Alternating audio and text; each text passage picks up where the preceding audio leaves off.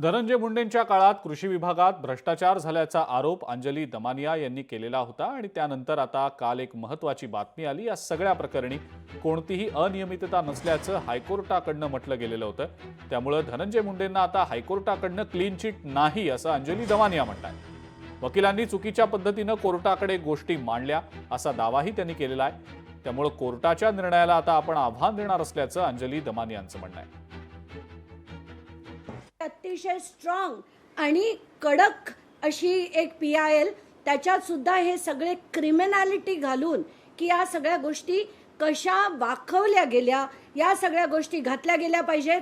धनंजय मुंडे कुठच्याही अँगलने क्लीन नाहीत हे माझं स्पष्ट मत होतं, आहे आणि राहील। आणि यासाठी जो पूर्ण प्रयत्न आहे तो मी करणार आहे। कायद्याच्या आता सुप्रीम कोर्टात योग्य तो निर्णय होईल अशी मी अपेक्षा करते। लोकशाही मराठी ऐका, पहा, जागरूक रहा।